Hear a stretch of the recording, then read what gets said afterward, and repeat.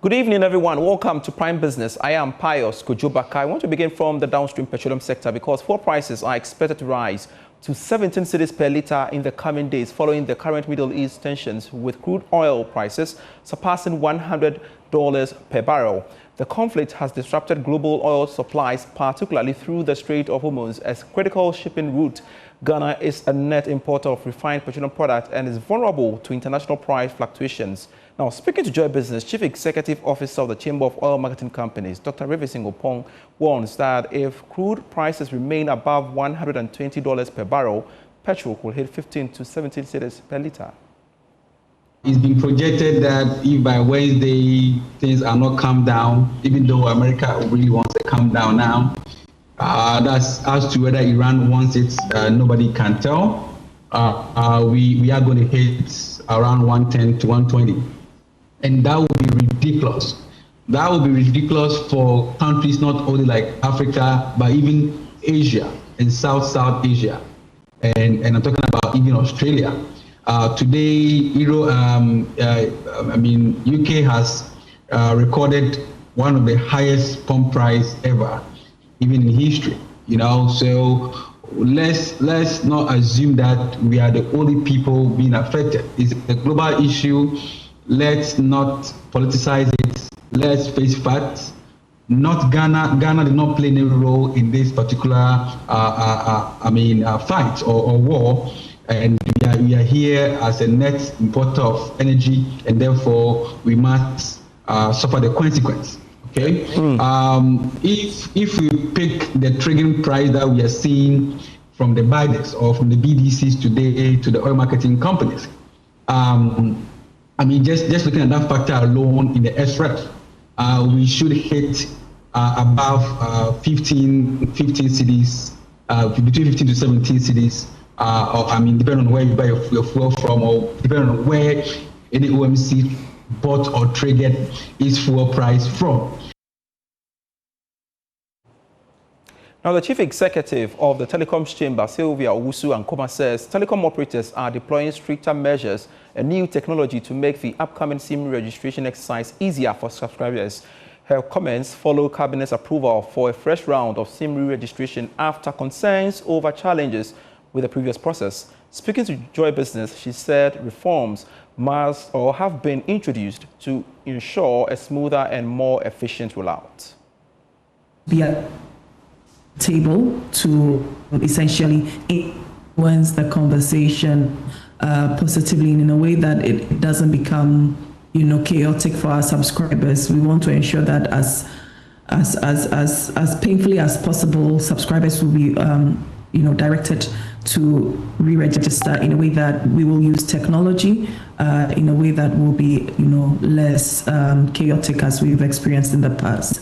We haven't counted the cost of what the implementation is going to take. The NCA is to kickstart engagements with mobile network operators for us to assess the new, implementation plan and whatever systems would support this new exercise. So it's early days in terms of counting the cost.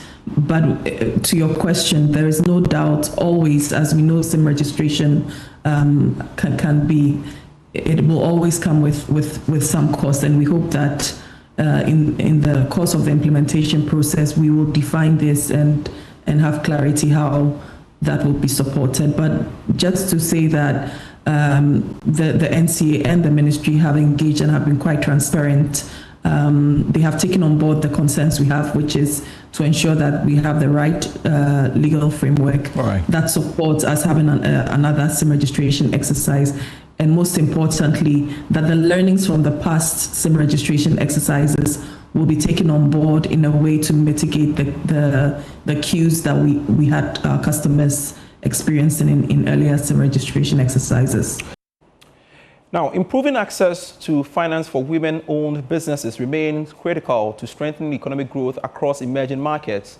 This was highlighted at the 2026 Ring the Bell for Gender Equity event organized by the Ghana Stock Exchange in collaboration with the International Finance Corporation. More in this report. The 2026 Ring the Bell for Gender Equality event was held under the theme Equity in Financial Access, Pathways to Justice for Women and Girls, Echoing the call by the World Federation of Exchanges for stronger rights, justice and action to support women and girls globally. Speaking on the sidelines of the event, the Division Director for West Africa, Gulf of Guinea at International Finance Corporation, Natalie Akon, highlighted the persistent challenges faced by women-owned businesses in sustaining and scaling their operations. Access to finance is one of them, but there are others that needs to be looked at with the same area of focus, and they need to be tackled. It starts by education, equal access to education. When women have equal access to education and they transition to entrepreneurship, then it's about their safety, making sure that they can earn an income abroad and use transport that are safe, but they can also have full control of their collateral or the revenue that they generate under their business. In many cases, there's still what is called financial abuse that target more specifically women. She also commended the government's decision to establish a Women's Development Bank. And first of all, let me applaud the government for such an initiative, which is bold and necessary, especially in a country like Ghana, given the vast majority of women entrepreneurs. Is it enough? No. As I mentioned, you have to look at the entirety of barriers that women are facing. But I know that your government is also tackling gender in education to make sure that girls have access to equal education. I know also that the government, through the different programs they have with the World Bank, look at issues like gender-based violence and safety of women. So it's, once again, an holistic approach that is needed if we really want to tackle this issue of access to finance. Executive Director of the United Nations Global Compact Network, Tole Lacroix, also stressed the need to accelerate gender equality across industries. I can attest to the fact that I have seen women who are in the informal sector who have actually managed to scale their business operations without any major support. So the idea that a woman, because we even heard today, a woman having kids is perceived as high risk. How is that possible? Because we have seen plenty of businesses where we have ladies who are exceedingly doing very well. So as a global compact, we are calling on companies to sign on to the WEPs, that's the Women Empowerment Principles. And then the other thing we're calling on them to do is to join the Forward Faster campaign, which is about accelerating the SDGs by focusing on 5 pillars. And one of those key pillars is target gender equality. The Ring the Bell for Gender Equality 2026 was organized by the Ghana Stock Exchange in partnership with international finance corporations and brought together stakeholders from government and development institutions to promote inclusive economic partnership for women.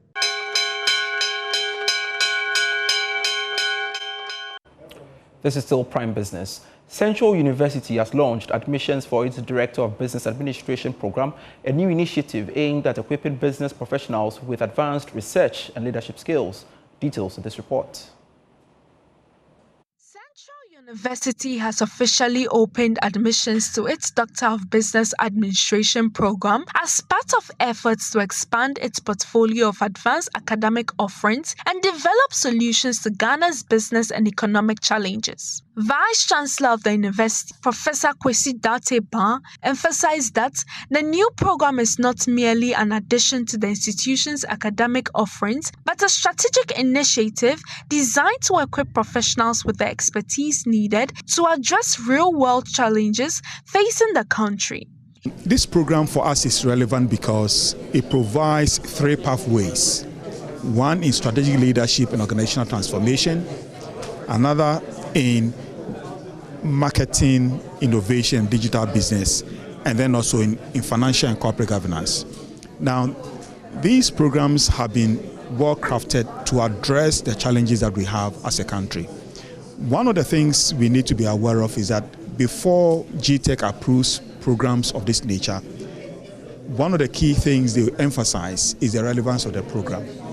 And so right from the beginning, we've been able to demonstrate from our documentation that it is a program that will give value to our students, potential doctoral students.